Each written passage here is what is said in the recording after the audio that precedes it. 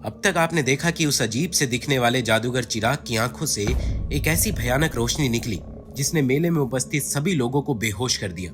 वहीं दूसरी तरफ हादसे के कुछ घंटों के बाद खुशी वापस अपने घर आ चुकी थी, लेकिन अब हालात कुछ और थे। सुनील और ममता की 6 साल की वो प्यारी बच्ची खुशी अब खुशी नहीं रही। अब आगे।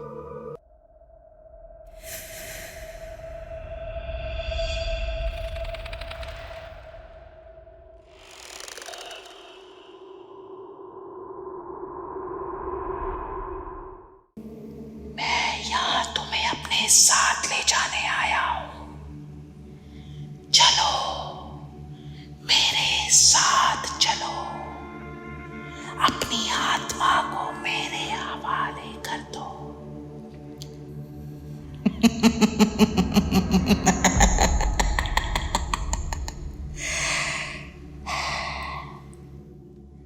इन शब्दों और उस भयानक हंसी के साथ सुनील ने यह महसूस किया कि उसकी 6 साल की बच्ची खुशी के वो छोटे छोटे हाथ मानो उसके शरीर को पूरी तरह जकड़ रहे हो। धीरे धीरे जादूगर की कही वो बातें सुनील के कानों में जोर जोर से गरजने लगी। यहां आना तो आसान था, लेकिन यहां से जाना मुश्किल। वो जादूगर जिसको सुनील, उसकी पत्नी और पूरे बल्लमगढ़ गांव ने एक रात पहले देखा था, आज ऐसा लग रहा था कि वो जादूगर उनके सामने खड़ा अपनी उस बेढंगी हंसी से उन्हें ललकार रहा है। घड़ी की हर एक सेकंड के साथ ये मंजर और भी ज्यादा भयानक होता जा रहा था। वो बच्ची जो अभी कुछ देर पहले तक सुनील की गोद में थी, उसने अपना विशाल रूप ले लिया। सरसराती हवा, बेढंगा संगीत और इन सब के बीच 6 साल की वो बच्ची खुशी अब हवा में थी। वो कभी जोर से गुर्राती तो कभी जोर जोर से हंसने लगती। असल में डर, दहशत और दूसरी दुनिया के वो सारे काले सच आज सुनील और ममता की आंखों के सामने थे कि तभी अचानक कमरे में मौजूद उन सभी चीजों का उन पर हमला होने लगा। कभी तकिया हवा में उछलता तो कभी पास में रखी कुर्सी। दहशत का ये तांडव अपने चरम पर था कि इसी बीच सुनील ने हिम्मत करते हुए अपनी बेटी खुशी को जोर से पुकारा, खुशी! सुनील की ये आवाज सुनकर खुशी अब जमीन पर थी। सुनील ने तुरंत उसे वापस अपनी गोद में उठाया और ममता का हाथ पकड़कर घर से बाहर की ओर भाग निकला। ये दौड़ कुछ ऐसी थी कि मानो जैसे ये उनकी जिंदगी की आखिरी दौड़ हो। भागते भागते अचानक से सुनील और ममता के कदम जड़ से हो गए, क्योंकि उन्होंने पाया कि वो ठीक उसी जगह मैदान में पहुंच चुके थे जहां वो मेला लगा था। ये क्या, मेला अभी भी लगा हुआ है?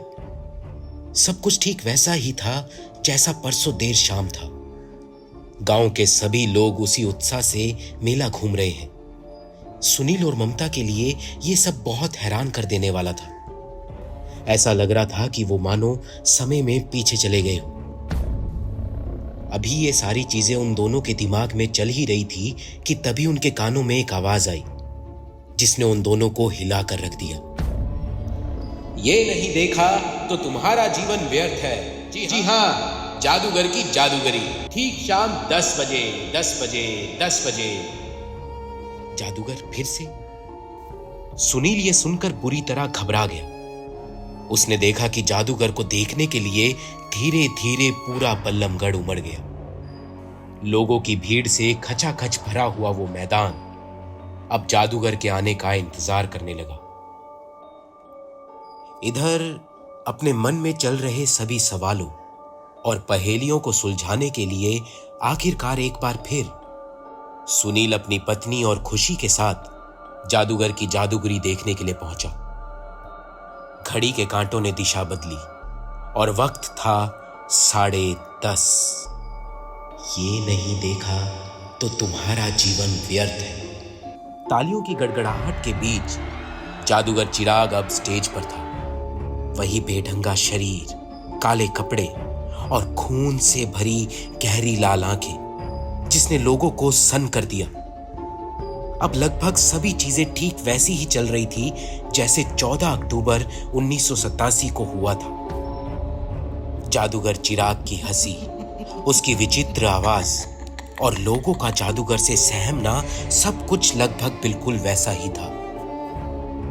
अलग थी तो बस एक चीज, खुशी की चीख। इस बार खुशी को जादूगर के होने के एहसास का कोई भय नहीं था। ना ही वो उसे देखकर चीखी और ना ही चिल्लाई।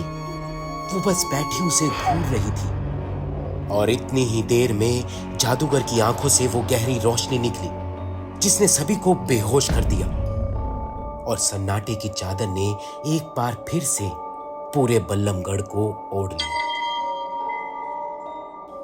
यहां आना तो आसान था, लेकिन यहां से जाना।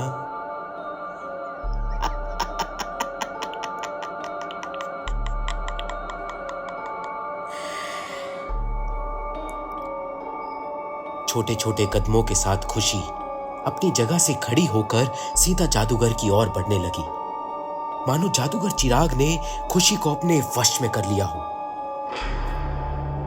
यही कोई 30 से 35 कदम चलने के बाद खुशी जादूगर के ठीक सामने खड़ी हो गई और उसकी आंखों में आंखें डालकर घूरने लग गई।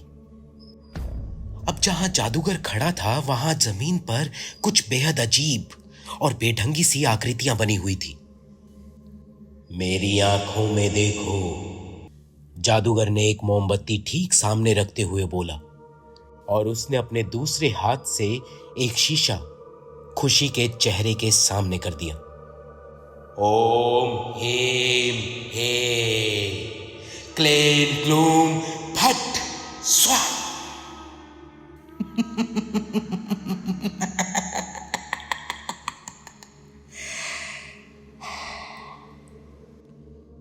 इसके बाद कहानी में क्या हुआ, यह जानने के लिए आपको इंतजार करना होगा कार्निवल पार्ट 4 का, जो कि आएगा अगले रविवार को।